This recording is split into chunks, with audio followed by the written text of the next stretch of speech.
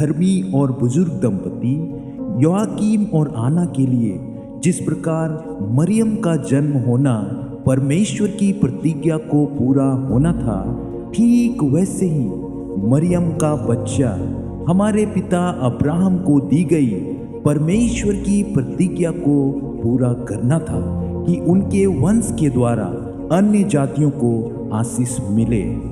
जब मरियम 3 वर्ष की हुई तब उसके माता पिता उससे यरूशलेम में यहोवा के मंदिर में ले गए कि मरियम उस मन्नत को पूरा करे जो आना ने यहोवा से की थी।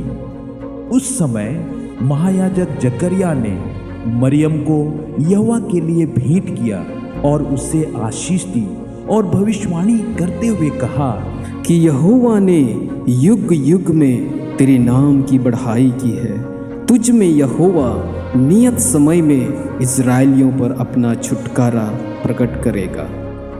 मरियम का पालन पोषण मंदिर में हुआ जब तक वह बड़ी नहीं हुई। रिवाज के अनुसार जिन युवतियों को यहोवा की सेवा के लिए समर्पित की जाती थी, उनके उम्र होने पर उन्हें विवाह करने के लिए अपने घरों को लौटना था। लेकिन मरियम के माता पिता की मृत्यु वर्षों पूर्व हो चुकी थी। उस समय महायाजक जकरिया ने मरियम के लिए देवीय मार्गदर्शन की विनती की। जकरिया की विनती के पश्चात प्रभु का एक दूत उसके सामने प्रकट हुआ और कहा, जकरिया, जकरिया, जाओ और धर्मियों में से विदूरों को बुलाओ और हर एक विदूर अपनी अपनी लाठी के संग यहोवा के भवन में आए कि जिस पर यहोवा चिन्ह प्रकट करे मरियम उसकी पत्नी होगी। अब जो विदूर आए थे उनमें यूसुफ नाम का एक धर्मी बुजुर्ग व्यक्ति था, जो एक बढ़ई था, जिसकी पत्नी की मृत्यु हो चुकी थी और वह अपने बच्चों को उनके माँ के बिना पालन पोषण के लिए संघर्ष कर रहा था। और जैसा स्वर्गदूत ने कहा था कि जकरिया महायाजक को एक चमत्कारी चिन्ह दिया गया, जिसमें यह पुष्टि की गई थी कि वह वास्तव में यूसुफ ही था जो मरियम की देखभाल करने के लिए परमेश्वर द्वारा चुना हुआ था।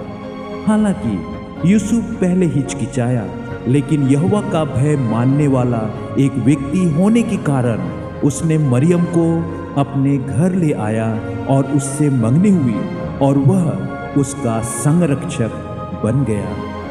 कुछ समय बाद मरियम को उन महिलाओं के समूह में से एक के रूप में चुना गया जो यरूशलेम में यहोवा के मंदिर में लाल और बैंगनी रंग के पर्दे बुनते थे। एक दिन जब वह अपने घर पर पर्दे का काम कर रही थी, मरियम ने एक आवाज सुनी, आनंद और जय तेरी हो, जिस पर ईश्वर का अनुग्रह हुआ है। प्रभु तेरे साथ है, तू स्त्रियों में धन्य है।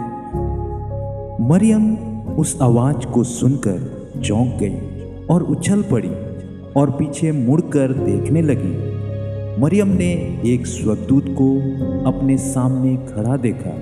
स्वर्गदूत ने मरियम से कहा, मैं परम प्रधान का दूत जिब्राइल हूँ और तुझे यह सुसमाचार सुनाने को स्वर्ग से भेजा गया हो। मरियम अत्यधिक भयभीत हो गई और उसके डर को भांपते हुए जिब्राइल स्वर्गदूत ने कहा, हे मरियम, भयभीत ना हो, क्योंकि परमेश्वर का अनुग्रह तुझ पर हुआ है और देख, तू गर्भवती होगी, तुझसे एक पुत्र उत्पन्न होगा, तू उसका नाम यीशु रखना। यह सुनकर मरियम और अधिक चौंक गई कि वह माँ बनने वाली है। मरियम ने स्वर्गदूत से कहा, ये कैसे संभव होगा, क्योंकि मेरी अभी शादी नहीं हुई है।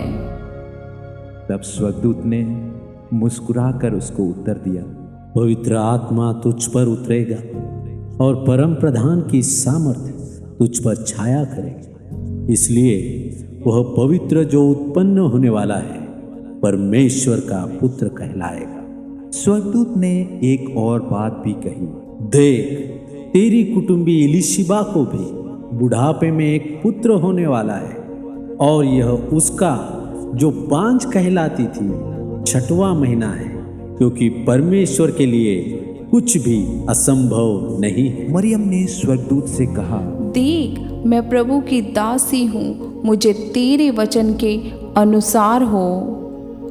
मरियम की आज्ञाकारिता से हवा की अवज्ञा की गांठ ढीली हो गई थी।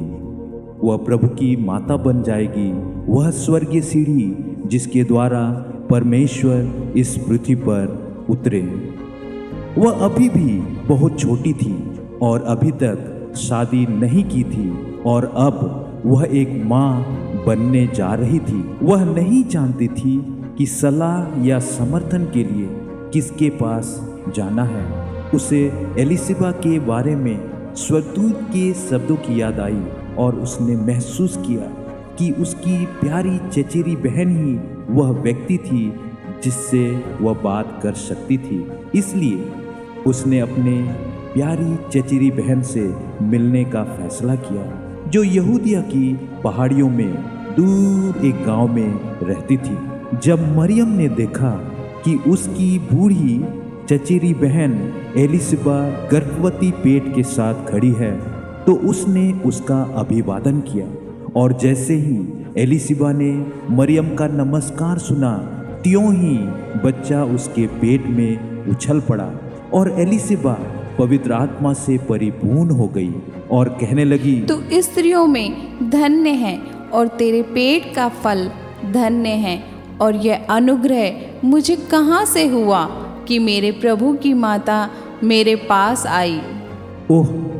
मरियम ने इन शब्दों को सुनकर अत्यधिक राहत महसूस की कि उसकी चचेरी बहन पवित्र आत्मा से परिपूर्ण होकर मरियम को पवित्र थियोटोकोस होने के लिए विशेषाधिकार की पुष्टि की थी। और मरियम के मुंह से स्तुति का एक सबसे सुंदर गीत निकल पड़ा। मेरा प्राण प्रभु की बड़ाई करता है, और मेरी आत्मा मेरे उद्धार करने वाले परमेश्वर से आनंदित हुई है, क्योंकि उसने अपनी दासी की दीनता पर दृष्टि की है। इसलिए देखो, अब से सब युग युग के लोग मुझे धन्य कहेंगे। ओह! वह कितनी आनंदमय भेंट थी। और मरियम 3 महीने तक एलिसिबा के पास रही और फिर यूसुफ के घर नासरत लौट आई। एलिसिबा ने यूहन्ना को जन्म दिया।